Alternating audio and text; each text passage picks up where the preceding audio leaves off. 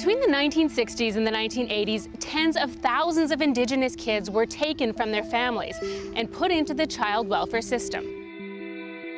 It's known as the 60s scoop, and its effects are still being felt today. The practice of taking kids out of Indigenous communities goes back as long as Canada has been a country. First, there was the residential school system. The goal there was to assimilate Indigenous kids, and as one bureaucrat said, solve Canada's Indian problem.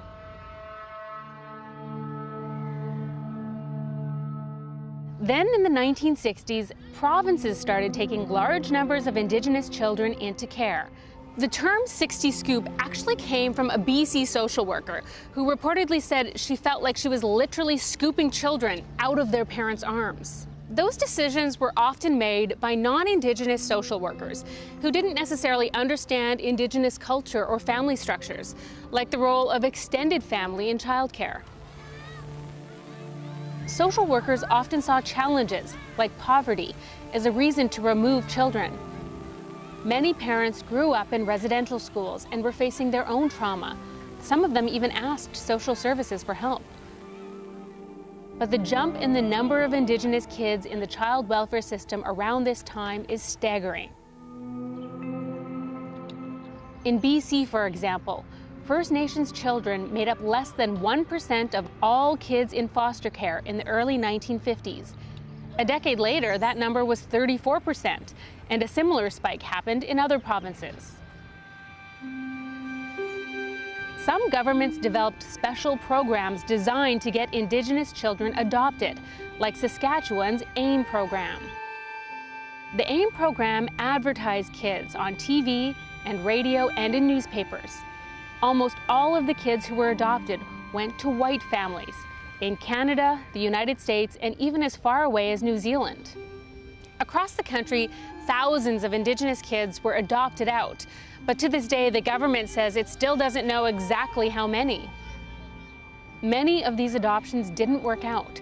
One study found that 1/5 of Indigenous adoptions had broken down by the time a child turned 15, half of them by the time they were 17. But it wasn't until the 1980s that the government really started to examine the damage the 60 scoop caused families and communities. In an influential 1985 report, a Manitoba judge said cultural genocide has taken place in a systematic, routine manner.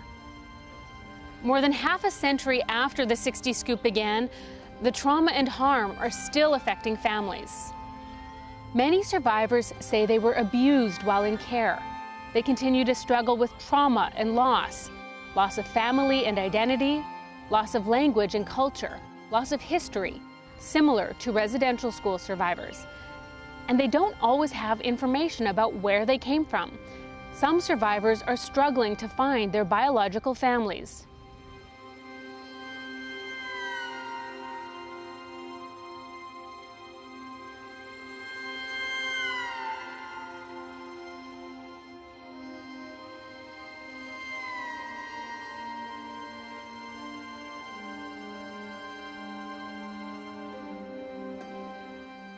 The government has agreed to compensate survivors, but that doesn't include everyone who was affected. And while the era of the 60s scoop is long over, the removal of Indigenous children continues. Today, more than half of the kids in care in Canada are Indigenous.